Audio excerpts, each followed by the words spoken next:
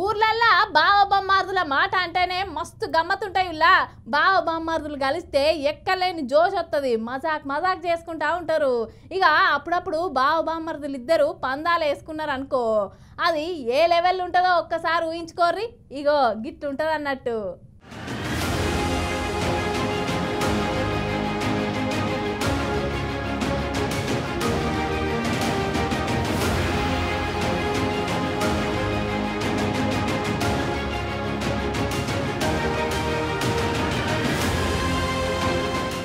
ఏ ఊరికోయినా ఏ పండుగకోయినా సరే గాని ఏది గమ్మత్తైన బంధం అంటే బావ బామర్దుల బంధమే అంటారు ఎవరైనా. గా దాంట్లో ఉన్నంత ఎంటర్టైన్మెంట్ ఏడు ఉండదు. అక్క చెల్లెలు కలిసినా, అమ్మ నాయన కలిసినా, అత్త మామ కలిసినా గానీ గంత ఎంటర్టైన్మెంట్ ఉండదు. ఎందుకంటే బావ బామర్దుల బంధం అసలు ఉంటుంది. ఎన్నో సార్లు మా చుట్టాలలో మాట్లాడుకుంటే చూసి పక్క నుండి కూడా నవ్వుకున్నా. ఇక డైరెక్ట్ బావతోని బమ్మరితో బావ మాట్లాడుకుంటే ఎట్లుంటుందో మీరు ఊహించుకోరి. మస్తు మజాకుంటది. ఇక ఊర్లలో అయితే లెవెల్ వేరే ఉంటది. ఇక జర్ర కల్లో సారానో బీరో దాగిర్రనుకో ఇక కథం. ఇక ఆ ఎంటర్టైన్మెంట్ కు ఎల్లలు కూడా ఉండవు.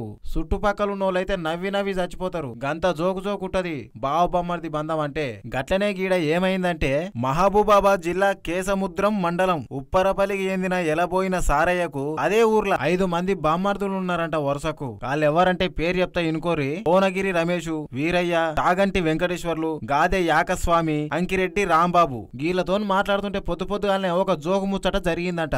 బాబాయ్యాల ఏం దాపిస్తా ఏమో గాని మీ అందరికి కళ్ళు దాపిస్తా అన్నట్టున్నాడు. మరి పందెం కట్టిరు, అందరికి ఒకటేసారి దాపిస్తా కళ్ళు అన్నాడంట. సరే మా బావ ఎట్లా దాపిస్తాడు అని చెప్పేసి పందెం కట్టినట్టున్నారు. ఇగో ఇట్లా దాపిస్తున్నాడు చూడుర్రి.